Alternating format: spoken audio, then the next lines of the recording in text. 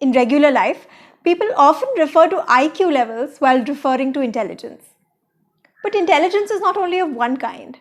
Edward Gardner in 1980s did a study and found out that many different types of intelligences are there in most of us. We all seem to possess them in different varying degrees, and sometimes we may not even be aware of them. Linguistic intelligence. These are people who are very articulate. They're able to find the right words to communicate and express themselves, what they really want to say and what they mean. They have an innate ability to learn languages very quickly. They are very sensitive to spoken and written word, and even are able to use language to achieve any objective that they set out to. They are often known as people who are word smart.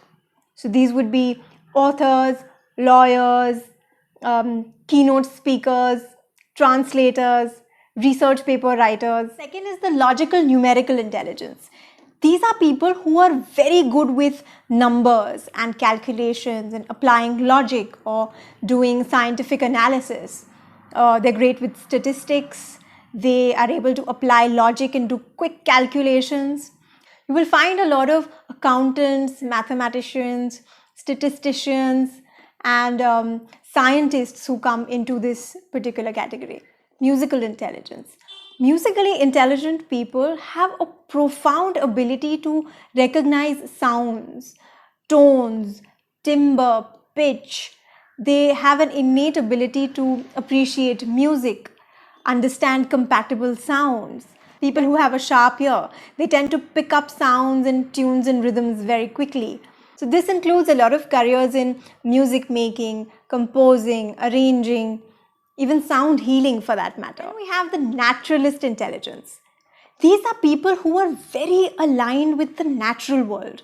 They're amazing at being able to recognize animals and birds, understand their behavior patterns.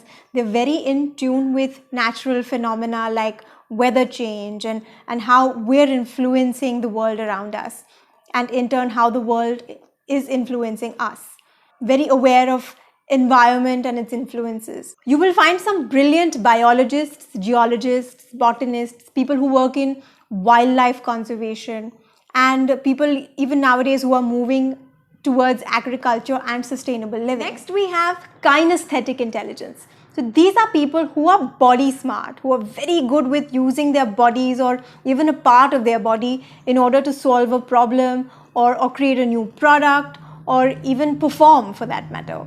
So this includes athletes, sports people, dancers, even mechanics, surgeons.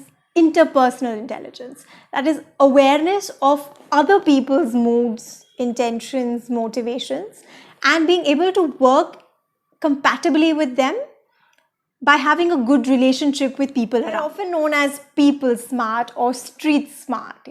They tend to be extroverts, but that's not always the case. And these are people who are very observant, they're very expressive, they're very empathetic to the other people around them, and pretty much seem to have good, stable relationships. Careers for people who are interpersonally intelligent includes teaching, counseling, therapists, PR people, those who deal with public relations, and even sales people. We have spatially intelligent people. Spatial intelligence is those people who have a very good awareness of space and directions. They can visualize spaces in different dimensions. They can recognize patterns of wide spaces and narrow spaces very well. So they're able to visualize, they're able to manipulate and even project ideas related to space awareness very well. Examples of this would be architects or interior designers, pilots and navigators, or even people who work with smaller spaces. That's sculptors, people who work with smaller objects, or even surgeons for that matter. Interpersonal intelligence. These are people who are known as self-smart. They have a very high intuition, they're very self-aware, they know of their innermost desires, feelings, motivations, intentions. They have a very healthy relationship with themselves. They know about their strengths and limitations and are able to use this to their advantage while pursuing their dreams. Best part about them is that they're in touch with themselves. so their innermost motivations and intentions and life goals. And they know exactly how to align their everyday actions to achieve these. These could be self-development coaches, hypnotherapists, spiritual leaders, motivational speakers, and even authors who work in the personal development space. Which one do you think is your biggest strength? Do comment and let me know below.